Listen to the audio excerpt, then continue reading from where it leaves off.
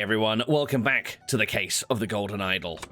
We're so painfully close, so close. I think we're literally like 3 words away from completing everything on this page. Thank you for the comment on the previous video, Rakoff. Yes, you're absolutely right. I think I did get a little bit overexcited towards the end and just started throwing words in willy-nilly. So I'm pretty certain, looking over at the locations, that there's only 2 lines which are wrong here. I even mentioned it in the last video and then didn't correct it. Pretty sure that the young man and the prince hadn't actually moved from the tea house when they observed the movements of James Turner and General Alistair Cock in the chess house. There we go. That makes sense. That makes perfect sense. And yes, so Alistair Cock did leave the chess house previously. I think what had happened is James Turner had lifted the button from Leopold Blanchard, left him to his snoozing after he consumed some of the quote-unquote bad sherry, and James didn't. James then went out to the chess house, dismissed Podrick Hill, the butler, because he didn't want to see what was going on, passed the button that he had just stole from Leopold's jacket over to Alistair Cock, who then gave it a few minutes, then rose from his seat, meandered his way over to the house.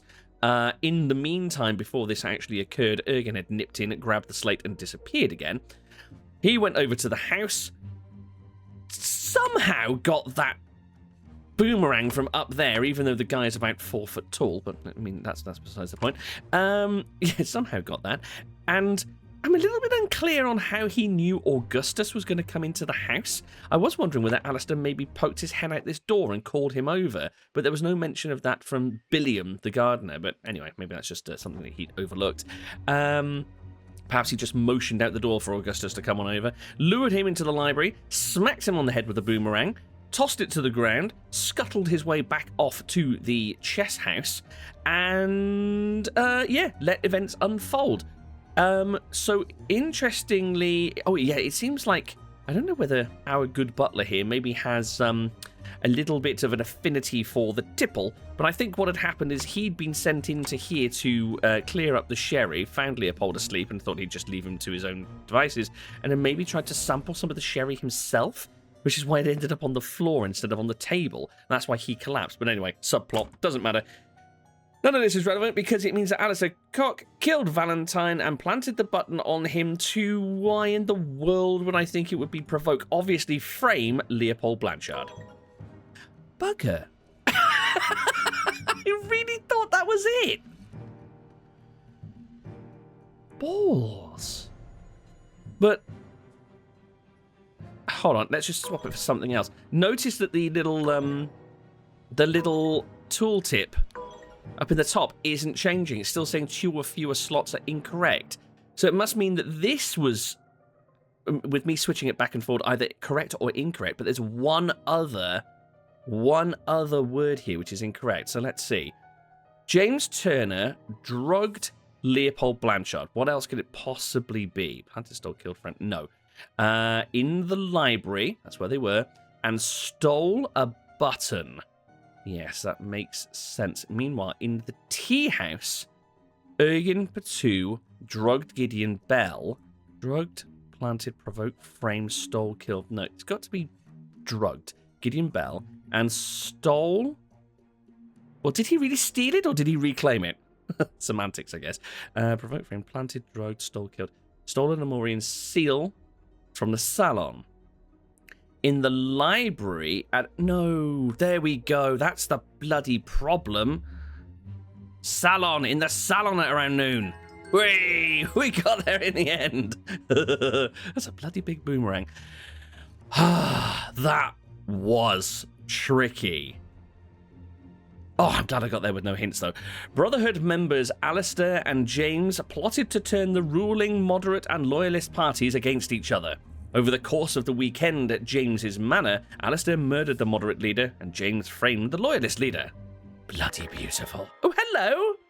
How nice of you to join us, Idol. That's not even slightly creepy. I'm still just coming back to the point of there being Lemurian daggers here for the previous and next chapter. I wonder if that's going to come into play before the end. Is the idol itself perhaps a Lemurian relic as well, I was wondering? What say you, idol?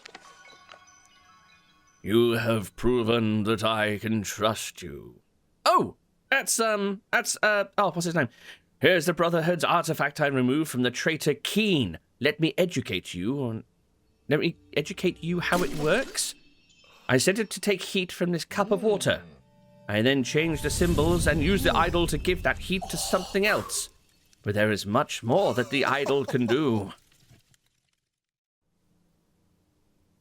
Oh, I was kind of hoping there'd be more. Right, what was your name again?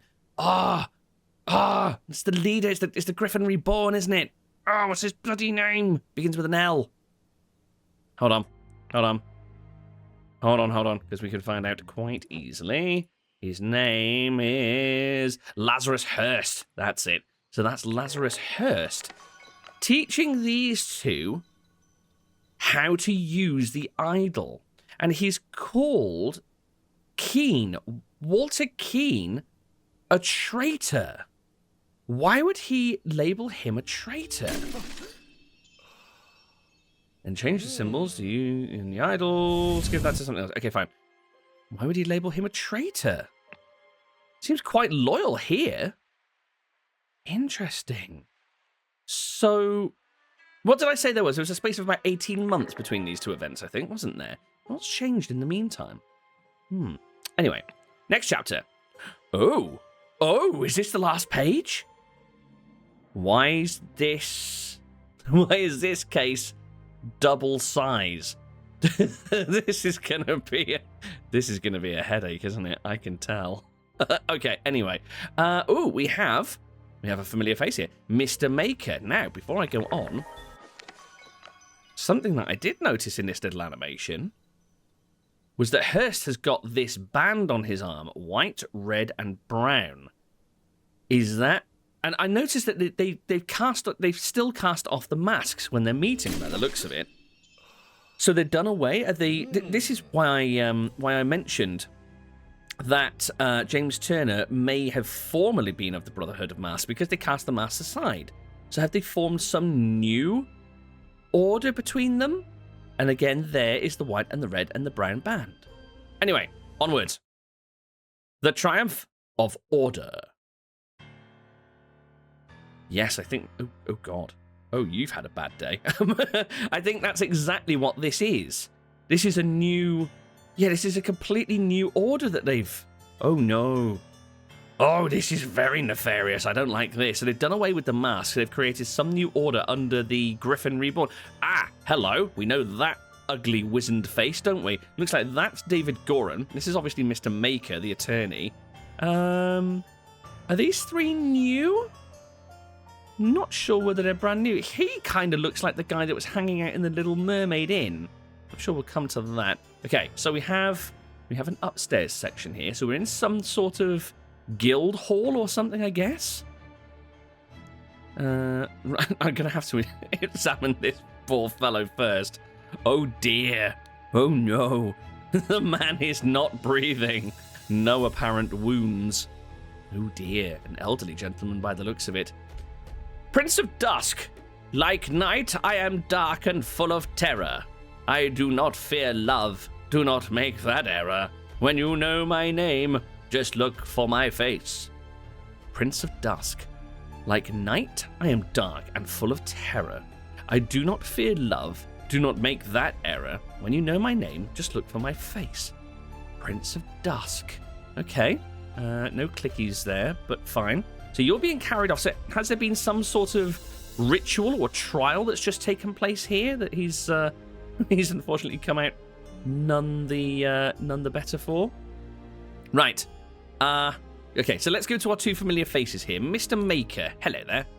It is a thing of beauty to see order prevail. If it were not against the first virtue, I would feel very happy. Thing of beauty to see order prevail. If it were not against the first virtue, I would feel very happy. Oh, okay. Oh dear, this is a cult, isn't it? So they have to follow some tenets by the sounds of it, some rules, the first virtue. So they're not allowed to feel happy. Well, this sounds like a cheery old place. What's this? Oh, and they have oh dear, they have identity papers as well. Oh no. Okay, so that's the seal of this cult by the looks of it, as you see on the big back wall there. Citizen Mr. Nicholas Maker, born 1757, record keeper of the Order Party. Okay, so they call themselves the Order Party. So is this directly affiliated with the political party? I'm just going to nip back to the last case a moment, just to take another look at that newspaper article. Were they known as the Order Party here? Oh, they were, the New Order Party. Okay, fine. So that carries. History of infraction and obedience. Oh, wow, they have a report card. Labelled a protocol as being on Thursday, even though it was Wednesday. Oh, my goodness. How could you? Took a double-length lunch break in the office, but loyal service in low-ranking position to the Order Party, plus 10 merit, total plus 4. So interesting. So this guy, I think, was fairly well-to-do in the Brotherhood of Masks, but is at a lowly position in the Order Party. Notice they dropped the new from the name as well. It's just the Order Party now. A little note here. Let's see. Nicholas, I'll wager you feel the new regime rewards your diligence now. So tell me why I saw you spend more than 3 shillings on new clothes after I asked you to lend me money, and you said you had none to spare. I suggest you lend me some now, unless you want me to write up an official report about a 4th virtue breach. Your beloved brother. Oh. So, okay, so the first virtue is don't be happy. 4th virtue is you need to cough up all of your wealth if a brother asks for it, I guess. Okay. Right, we have Mr. Goran here by the looks of it. Yeah, it is indeed him. Poor bugger. I've never seen so much merit removed in the tribunal. Ooh, hold on. Never seen so much merit. Some mistakes are very costly. Never seen so much merit removed in the tribunal. Hey. You have a little report card as well. Mr. David Goran, 1752, enforcer of the Order Party. Ooh, he's the muscle. Had a secret compartment in his office locker. That doesn't surprise me. Denied the existence of the secret compartment, but loyal service in low-ranking position to the Order Party. Okay, so we've got a point not docked each. There, hold on. This one took, what, 3 points each? Seems a little bit harsh. Seems a bit unbalanced. What have we got here? An Albion franc banknote. Okay, so that's money. They deal in francs. Right, these posters are catching my eye. What do we have here? Remember the 2nd virtue. What is the 2nd virtue then? Maybe work hard, work diligently or something? Remember the 3rd virtue. Dress up livestock in ridiculous costumes? What? Okay. I'm sure we'll come back to that. So who are these merry gentlemen behind the bar here? Oh, I think it looks like these are people possibly waiting to stand trial, or what's it called, the Tribune or something? It was such a relief that it decided not to push any fashion charges. I hope the process is not painful. Such a relief they decided not to push any fashion charges. So is that one of the virtues? Something. Oh, so maybe the 3rd virtue is something about fashion. Don't indulge in common, up-to-date fashion or something, maybe. This tribunal is a farce. They spread lies that my pure love is merely lust. What do they even know about true art? Tribunals are farce. They spread lies that my pure love is merely lust. And what do they even know about true art? What was the... What did I see that was in... Hold on. Oh, hello. Oh, just accidentally clicked the desk. Interesting. I'll come back to that in a second. What did I spot that was in... that was opposed to the 4th... the 4th virtue. I've bloody lost that now. I know I saw the 4th virtue somewhere. Okay. So perhaps that's something to do with love. And then this fellow? I felt it in me bones that I should have drunk less. Now we poor souls experience God's wrath. Felt in my bones I should have drunk less. Now he pours also drinking is against the virtues as well. Bloody hell. What an awful list of rules they've got to abide by. Okay, here we go. Weekly Order Party of People's Tribunal, number 42. March 14th, 1795. So we've jumped again a little bit. I've lost exactly where we are, but this is a good few years after, I think. 6 culprits are brought to the tribunal. Okay, so we know of 4. So... First, 12 o'clock, tribunal is opened. 12:15, each culprit's charges are evaluated. Hold on, got something there. Evaluated and merit changes are calculated. 3:10, first culprit's merit exaction starts. Second culprit's merit exaction starts. Third culprit's merit exaction starts. So this was the guy who's now being carried off, by the looks of it. And then the 4th, 5th, and 6th are due to follow. So... We're just after 3:35 at the moment, by the looks of it. He's writing down the minutes of the actual meeting. Okay, let's take a little look upstairs. Oh, hello. Oh, interesting. Oh, so it's like the court is looking down upon these and handing down judgment, by the looks of things. Okay, so we've got James Turner here, Alistair Cock. But interestingly, we're missing the Griffin Reborn. We're missing Lazarus... What's his name? Lazarus Hurst, I think. Wasn't it? Or Hirsch? Something like that. Let's take a look. Ooh. 6 names. We recognize some of these. We do recognize some of these, but we don't recognize the faces. Hold on. So who do we have here? Fangor Quinn. I believe that is a new name. Walter Keane, he was the highwayman who was a member of the Brotherhood of Masks, and the one that got Lazarus through the door in the first place. Lothar Richards was the father who was in attendance with his daughter at... Oh, this is casting my mind back now. What was his name? Cloudsley, Edmund Cloudsley's little dinner party. Josh Bailey, I think, is a new name, as is Horace Webb. And then Gideon Bell's the blue-haired fellow from the last case. So let's see. Fangor Quinn. Oh, good lord, hello. This clue's been added to the thinking panel. Oh dear. Didn't realise this was going to be X-rated. So, culprit, Mr. Fangor Quinn. Birth year, 1760. Charges. Claimed he had no wife. Has a painting depicting a naked person in his house. Broke his wife's favourite teapot in anger and was observed spending a night with the neighbour's wife. Oh, okay, adulterer then, I guess. He claimed he had no wife, but then they apparently have evidence that he broke his wife's favourite teapot. Okay. So these are his charges. Right. Walter Keane, our highwayman. Oh, always with the piece of paper with the hat. Walter Keane, 1758. Flirted 3 times with different married women during the party convention. Okay, so he did go on to be a member of the New Order Party. Interesting. Wore ridiculous head... Well, actually, hold on. Thinking about it, I'm guessing all 6 of these must have been a member. Otherwise, why would they stand the tribunal? Wore ridiculous headgear at 5 public events. Sounds like Walter. Claimed he had not betrayed High Arbiter Lazarus during his ritual of ascendance. Claimed he had not betrayed him. Interesting. Turncoat, maybe? Expelled from the Party of Order. Oh. So, no outcome on this one, but Walter was expelled. Lothar Richards. Clue has been added to the thinking panel. Interesting.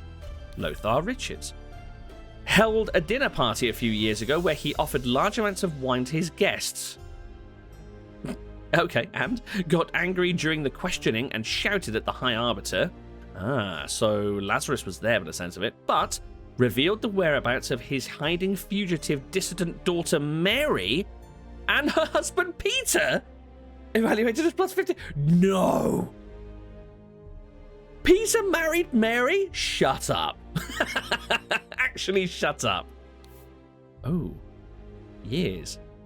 As if she married that debt-riddled gambling addict dropout. No way. Okay. Lothar Richards. Right, fine. So we've got years here. Josh Bailey. Who you? Gin. Encouraging. Mr. Josh Bailey, 1755. Charges. Left his work at the tannery early. Drank excessive amounts of gin at the Scrawny Cat. Drank excessive amounts of rum at the Old Oak. approached a married woman with an indecent offer and denied 4 times during questioning that he had done these acts. Again, no outcome. Horace Webb. That's a nice house. Count Horace Webb, 1750. Has not held down a job since the new regime, evaluated as 60 instances of non-work. Claims he works in his castle helping his servants clean it, a likely story. Possessed 15 books kept in his private library. The cad. The ne'er-do-well. Books? That's obviously outlawed in the new order, and expressed willingness to donate his castle to the party, evaluated as plus 200 merit. Bribery will get you everywhere. And then finally, Gideon, the young gentleman with the blinky eyes. Oh dear. Oh, his hair has gone to rack and ruin, hasn't it? Duke Gideon Bell. Interesting. Wears an outrageous hairstyle, duly noted, broke down in tears 10 times during the questioning, has refused to start working, evaluated as 5 instances of job skipping, rejected the High Arbiter's request that he share information of a secret entrance to the castle of his cousin, the Sovereign. Good grief, that's a lot to take in, isn't it? Okay, oh, interesting. 6 books. 7 books. 6 books. 7 books. 6. 7. Crown.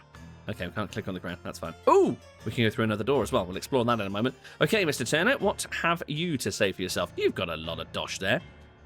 That is music to my ears, Alistair. But do control your emotions. We, as arbiters of order, must never violate the first virtue. First virtue was don't be happy, I think. Music to my ears. Do control your emotions. We, as arbiters of the order, must never violate the first virtue. Okay, so let's take a look at your report card. Everybody seems to have infractions of some kind. Dr. James Turner, arbiter of the order party. Ooh. History of infraction. Drank a full bottle of brandy at a picnic.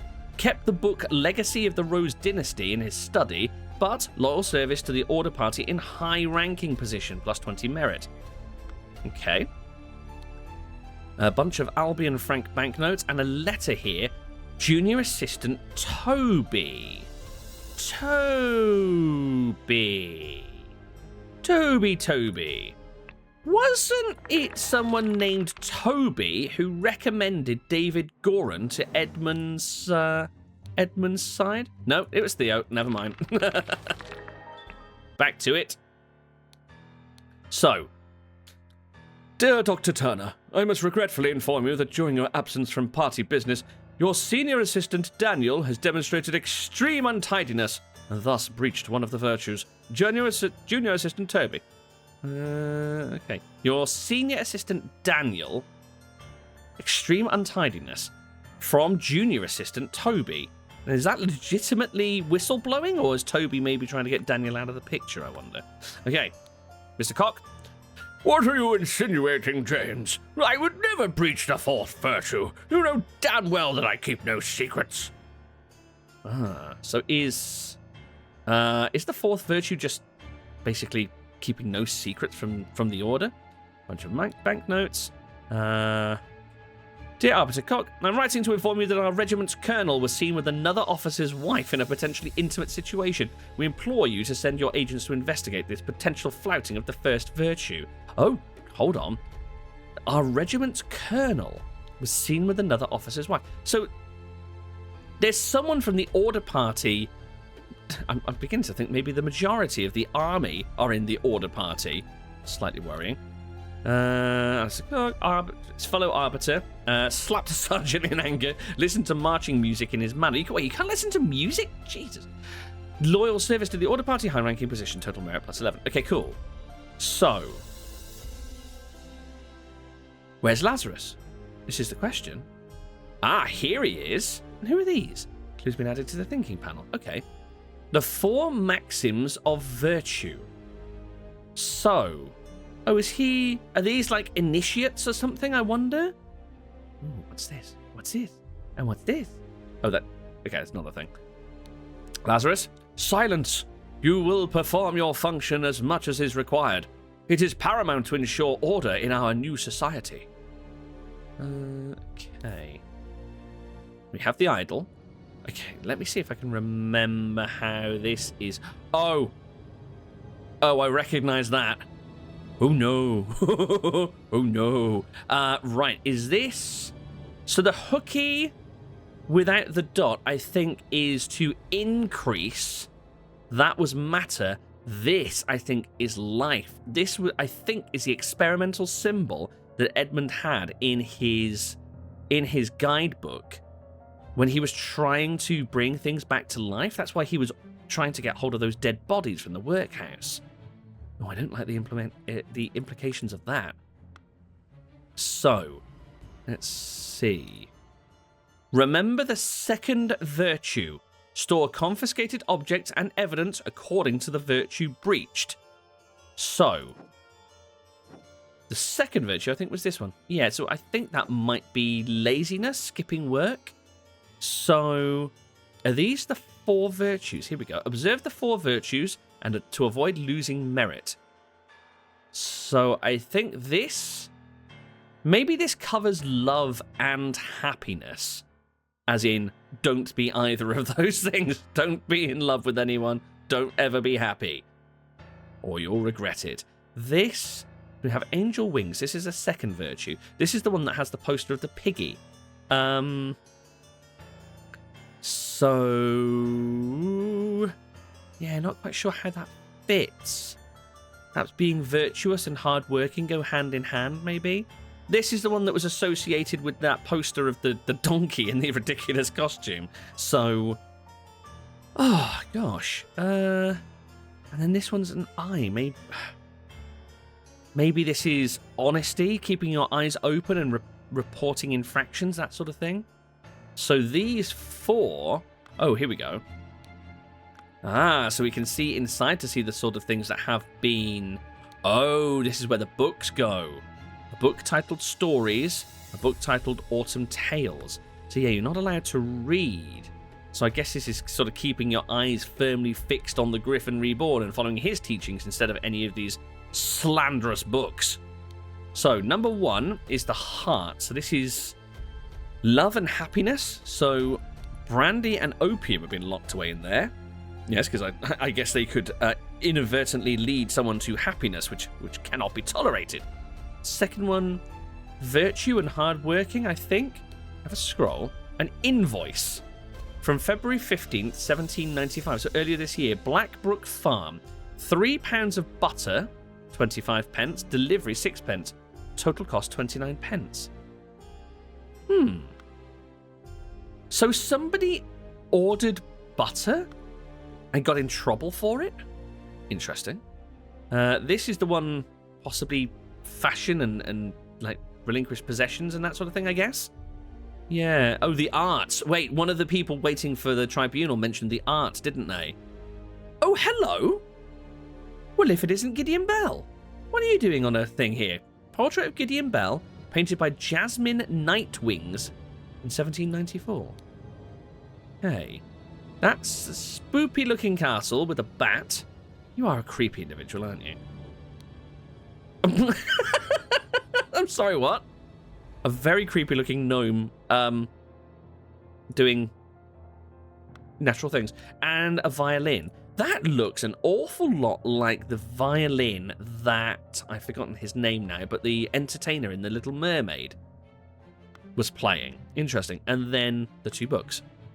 Okay, doke. Right, you there. In all truth, Lord High Arbiter, I would prefer storing no more than this. What? I would prefer storing no more than this. So, hold on. Let's see what Lazarus said again. You'll perform your function as much as required. It's paramount to ensure order in our new society. Perhaps these just work behind the scenes to run around confiscating things. I would prefer storing no more than this. Right, looks like we've got a copy of the London Gazetteer here. March 13th, 1795. Since the year 1792, when it gained a majority in Parliament and liberated our government from multi-party chaos, the Order Party has worked hard to improve society. So clearly, Turner and Cox's little plan got the party to the top, and now they what, rule the country? Despite the vast popular support from the party, His Majesty, presumably here, refuses to acknowledge the authority of the party's tribunal. High Arbiter Lazarus Hurst has announced that in 2 months the party and its supporters will participate in a peaceful march to the king's current residence to demonstrate their virtue of moderation. Yes. Something tells me that isn't going to be completely peaceful, but we'll see. Right, have I missed any words? No, it doesn't look like it. You there? Oh, I am honoured to help the party upkeep the 4 virtues. I only hope sitting here all day does not count as sloth. Ah, sloth. Sloth. Maybe that's what the second thing was. Sloth. I don't quite get how that equates to an invoice for butter, but okay. And you? There are worse jobs than this one. And thank God tobacco is not considered an indulgence. Well, of course not, because David Goran likes to partake in tobacco. We know that much. And he was probably instrumental in setting up the party in the first place. A bit boring, though. Too bad literature is forbidden. So, missing 2 words by the looks of it. I'm really quite perplexed. Again, I'm going to turn on the little flashy fellows to see if I've missed anything. No, it doesn't look like I have in this room, at least. Yeah, nothing underlined there. So, 4 virtues to avoid losing merit. Fine. Ah, truth. That's one. One more word missing somewhere. I'm sure I can track that down. Sloth. Okay. So what are we seeing here? So this person... Prince of Dusk, late at night, I am dark and full of terror. Do not fear love. Do not make that error. When you know my name, just look for my face. So, can we identify this chap? So, I'm slightly perplexed. Slightly perplexed because it's kind of suggested there's 6 people on trial here today. Hurst had... Well, I'm confused as to whether he's got 6 books or 7 books. There's 7 there and 6 here, but anyway. There's 6 books that we can interact with, which would suggest that these 4 people down here are 4 of these 6 names. We know Gideon Bell. We know Walter... Wait, could that be Walter Keane? Ooh. I wonder if it could be Walter Keane.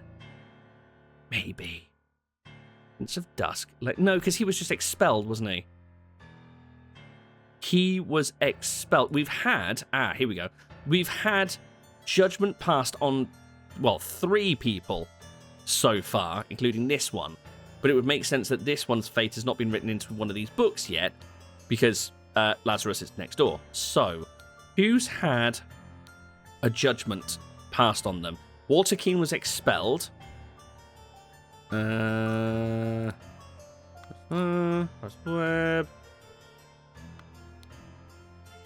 Rejected high arbiters. Request to share information of a secret entrance.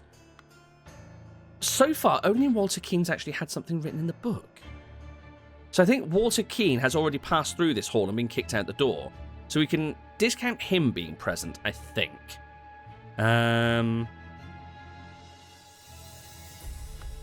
Leaves a little bit of a question mark, though. So, let's take a look. Oh, good grief.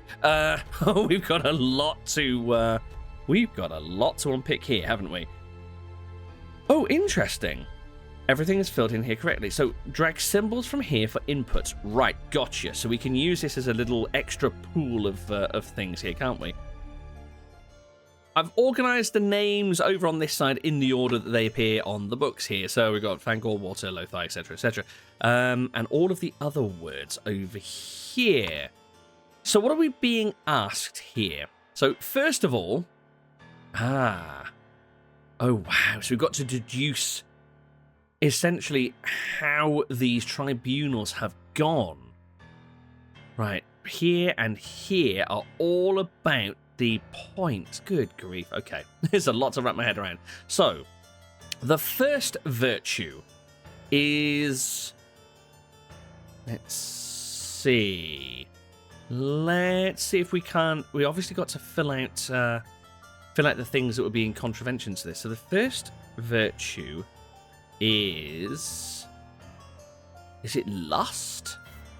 Because the gentleman down yonder way said they spread lies. My pure love is merely lust. Wouldn't even know about true art.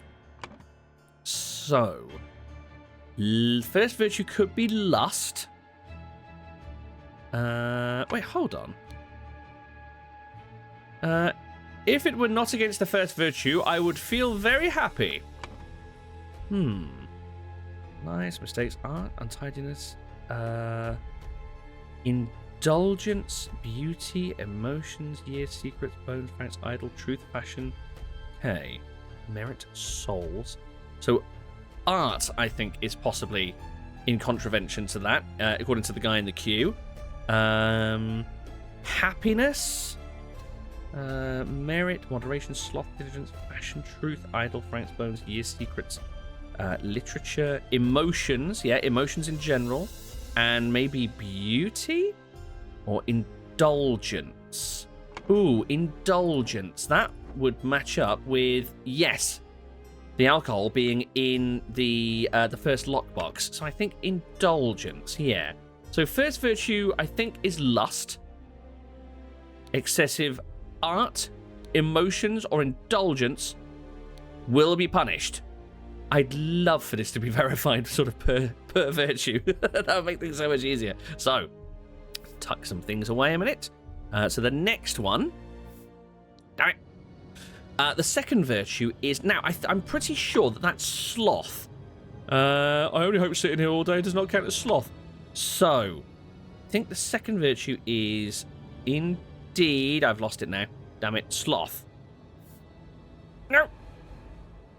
So, what's in the second box? Okay. Butter. Invoice for butter. Why would that be in there? That's so strange. So, the second virtue is sloth. Specifically at work, these things will be punished. So, untidiness. Untidiness could be a winner, because who was it? Was it you? Must regretfully inform you that during absence from party business, your senior assistant had extreme untidiness. Thus breached one of the virtues. I think untidiness at work could be one of the punishable things. There. Mistakes. Didn't one of them have an infraction on their record for a mistake? Labelled a protocol as being on a Thursday, even though it was on a Wednesday. Yes, I think so. Mistakes at work are punishable. And merit, moderation, diligence. Ooh, secrets. Maybe secrets? Maybe? Or maybe that comes under the fourth virtue. I'm not entirely sure. Let's see. Took a double-length lunch break in the office. Now that's at work. Hold on. Lies, music, beauty. Oh, hold on. Music. Oh, music could come under lust. Maybe. Ooh. This is going to be tricky. Okay, so double-length lunch break. Beauty, literature, lies, bones, francs, idle, truth, fashion, diligence, moderation, souls, merit. Okay. Perhaps taking a longer break than you are due just falls under the general category of sloth as opposed to any specific infraction. Let's see, what did Goran have? Had a secret compartment in his office locker, denied the existence of the secret compartment. I think that probably comes under the fourth virtue, and that's probably lies and so on and so forth. I'm pretty certain that this is sloth. Untidiness for sure. Mistakes definitely. Secrets, I'm not convinced about on that one. I think I might leave that for just a moment or two. So, the third virtue. Now, I'm a little bit unsure on this one. I'm not sure what this is trying to depict. But this gentleman said Such a relief they decided not to punish any fashion charges. Not to push any fashion charges. So fashion charges are quite clearly a thing. Fashion. Fashion. Vulgar fashion. I think that would come as one of the punishable things here. Vulgar... Oh! Vulgar music? Maybe, because we know that that's punishable. Because the good general here was punished for that. Listened to marching music in his manor and slapped a sergeant in anger. Ooh. Okay. Let's see. Third virtue. Maybe it's beauty? Maybe no, hold on. Literature, I think. Literature was in the fourth virtue. That wouldn't fit under the third. Let me see. There's virtue. Maybe beauty is the name of the actual virtue. Vulgar music, vulgar fashion, vulgar... souls. Maybe I've mislabeled. Maybe I've mislabeled this. Maybe art goes under beauty, which would mean that something else would go here. Excessive.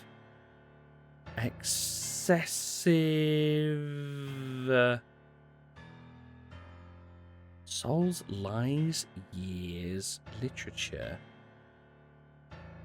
Oh, my days. Excessive. What else would go under lust? Emotions? Indulgence?